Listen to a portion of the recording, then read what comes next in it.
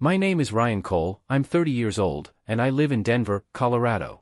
Until a few months ago, I thought I understood what family meant, but that illusion shattered the day I learned what my parents had truly left behind. They were gone, both of them, and I was sitting across from my younger brother, Landon, in our family lawyer's office. We hadn't been in the same room for months, maybe years. Landon was the golden son, the one who made our parents proud, the one whose confidence filled every corner of the room.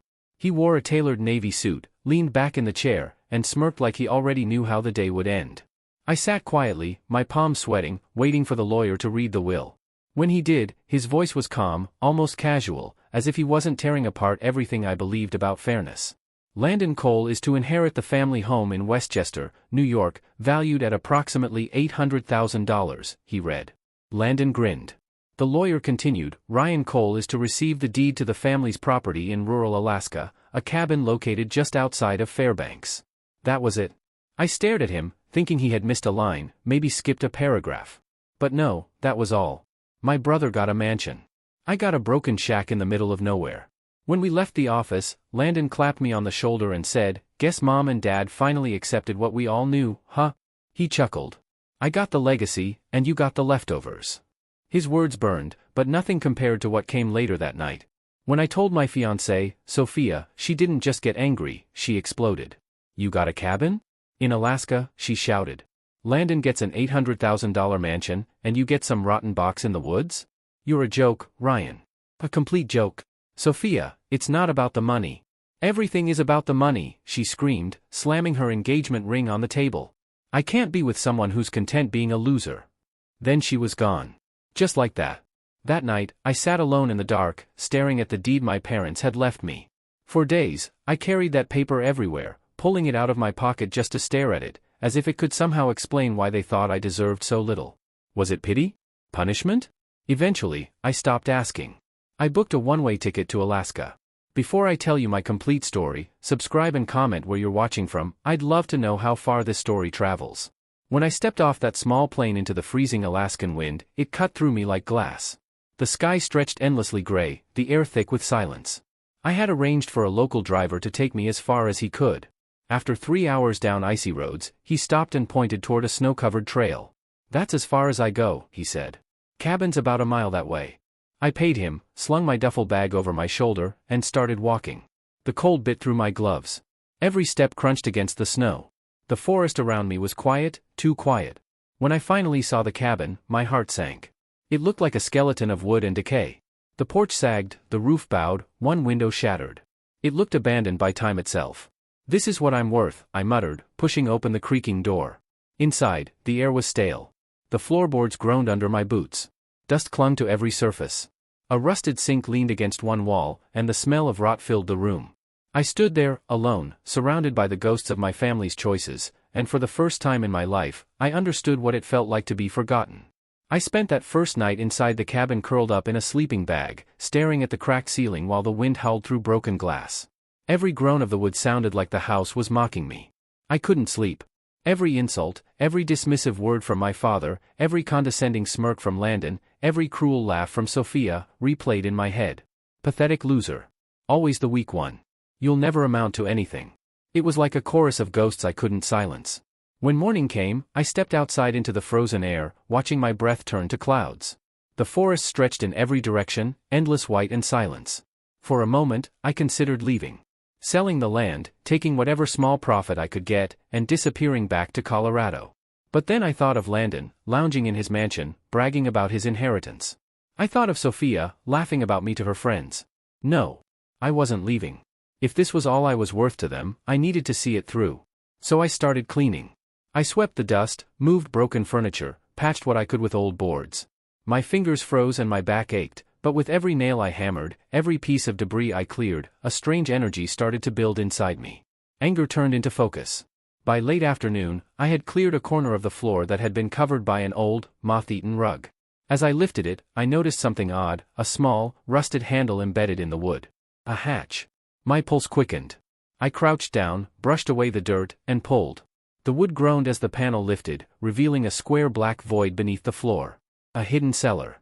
For a long moment, I just stared. My flashlight beam disappeared into the darkness below. My heart raced. I didn't know if I was about to find a family of raccoons or the reason my parents had left this place to me. I gripped the edge of the hatch and took a deep breath. Then, slowly, I climbed down the creaking steps. The air was damp and cold. My flashlight beam swept across the stone walls, and what it revealed made me freeze. Wooden crates. Dozens of them. Some sealed, others cracked open. Metal trunks stacked neatly in corners. A ledger on a shelf, covered in dust. It didn't look random. It looked organized. I stepped forward, reached for a crate, and pried it open. The wood splintered, and inside, wrapped in old linen, was something that caught the light. Gold coins. Dozens of them. Maybe hundreds. I stumbled back, my breath fogging in the beam of light. No way. I tore open another bundle, silver, jewels, rings, necklaces. I couldn't believe it. Hidden beneath a cabin everyone thought was worthless, was fortune. My hands were shaking so hard I nearly dropped the flashlight. Gold. Silver. Antique jewelry. Enough to fill banks. Enough to change everything. It didn't make sense. My parents weren't rich, at least, not that I'd ever known. My father had worked construction, my mother had taught art classes at a community center. Where had this come from? I opened another crate, then another, each one filled with treasure that shouldn't exist. In the far corner, a large leather trunk caught my eye. I knelt beside it and flipped open the latch. Inside were ledgers, thick, old, and fragile. I lifted one carefully, dust falling from its spine. Each page was covered in numbers, transactions, and signatures, dating back nearly a century. One name appeared over and over again, Henry Cole, my grandfather. I flipped through faster. Land deeds. Mining claims. Timber rights. Oil fields. Then it hit me, this wasn't just gold. This was a legacy. My family had hidden generational wealth beneath this cabin. My parents had known. And they hadn't told anyone. Not even Landon. I sat down hard, my breath catching in my throat. For years, I had believed I was the disappointment, the forgotten son. But now, staring at those crates of gold, that ledger full of history, I realized something. They hadn't left me garbage. They had left me everything. The cabin wasn't punishment, it was trust. They had chosen me. Not Landon. Not the golden boy. Me. And yet, as the truth sank in, fear followed. What if Landon found out? What if Sophia heard rumors? What if this miracle, turned into chaos? I forced myself to steady my breathing. If my parents had trusted me with this, then I had to protect it. I whispered into the dark cellar, I won't let you down. I barely slept that night. Every time I closed my eyes, I saw flashes of gold coins shimmering beneath the flashlight beam, the faces of my parents, and the mocking smile of my brother. My heart pounded like a drum that wouldn't stop. By morning, the sunlight cut through the cracks in the wood, throwing long, slanted shadows across the floorboards. The cabin looked different now, not like a broken ruin, but like a place that held secrets too heavy for the world outside. I made myself coffee on a small camping stove I'd brought along, then went straight back down to the cellar. The air was cold and still. I set the flashlight down, took a deep breath, and started opening the rest of the crates, one by one. Inside, I found not just gold and silver, but something more astonishing, papers. Legal documents. Old bank records. Property deeds that mentioned hundreds of acres of Alaskan land, and beneath that, the words, mineral rights retained. I flipped through page after page, my hands trembling. My grandfather, Henry Cole, had owned vast land across Alaska, not for farming, but for resource claims. Copper, gold, and oil. And my father had known about it. I found ledgers that detailed transactions from the 1950s and 60s, all under the Cole family name. The records were meticulous, every number written by hand. My father must have inherited this secret, and for decades, he'd kept it buried. The weight of what I was holding finally hit me. This wasn't just hidden treasure. This was a hidden empire. As I turned another brittle page, something thin and folded slipped out and landed on the floor. It was an envelope, yellowed with age, my name written in my mother's soft, looping handwriting, Ryan. For a moment, I just stared at it, frozen. Then, with trembling fingers, I tore it open. My dear Ryan. If you are reading this, it means your father and I are gone. And it means you have finally come to the cabin. I know what you must think, that we favored your brother, that we loved him more, that we left you behind. Please, my son, understand, none of that is true. Your father saw in you something he couldn't explain, not pride, but patience. He feared Landon's recklessness would destroy what generations of Coles had built. So we decided to entrust the heart of this family's legacy to you. We knew you wouldn't sell it or squander it for status. We knew you'd protect it. This was never punishment. It was trust. Please forgive us for how it must have looked. Your father had his own pride, He couldn't say the words you needed to hear. But he believed in you, Ryan. So do I. This is your future now. Protect it, and it will protect you. With love, Mom. I don't remember breathing while I read it. The words blurred as tears filled my eyes. I had spent years trying to prove myself to parents I thought never cared. I'd hated my father's silence, resented my mother's compliance. But now, reading that letter, I realized how wrong I'd been. They had seen me the whole time. They had just been preparing me for something greater. I sat there for a long time, the letter pressed against my chest. The air around me felt heavy, yet strangely peaceful. For the first time in my life, I didn't feel like a disappointment. When I finally climbed back up from the cellar, I stepped into a different kind of light. The cabin, once a prison of shame, now felt like a cathedral of memory. Every cracked beam, every scar in the floorboards was part of the story they'd left behind. I built a fire in the old stone fireplace and sat in front of it, watching the flames flicker against the walls. I whispered softly into the crackling heat, "I'll protect it, Mom. I promise." That night, for the first time since arriving, I slept without fear. The next few days were a blur of purpose. I repaired the roof with boards I found in a shed behind the cabin, cleaned out the windows, reinforced the door, and swept the cellar floor clean. I cataloged everything I discovered, every coin, every piece of jewelry, every document, in a small notebook I kept in my jacket pocket. Each day felt like rebuilding not just the cabin, but myself. On the fourth morning, as snow began to fall again, my phone buzzed. The signal out here was weak, but somehow a call came through. It was Landon. I hesitated before answering. "Hey, big brother," he said, his voice dripping with that same old arrogance. "So, how's life in your little frozen shack? Figured you'd be begging to trade by now." I said nothing. He laughed. "You know, you should have sold it while you had the chance.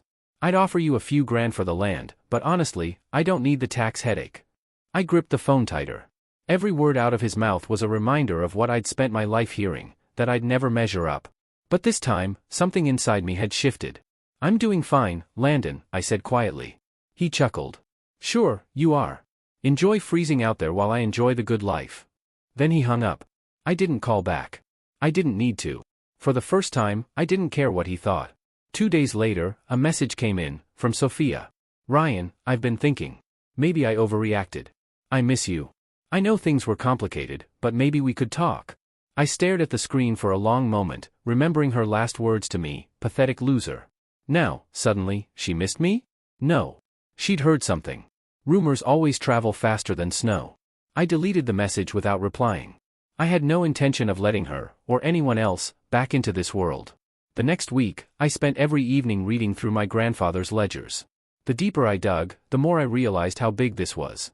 The family had quietly owned controlling rights over several parcels of Alaskan land, including those near an area later purchased by an oil company.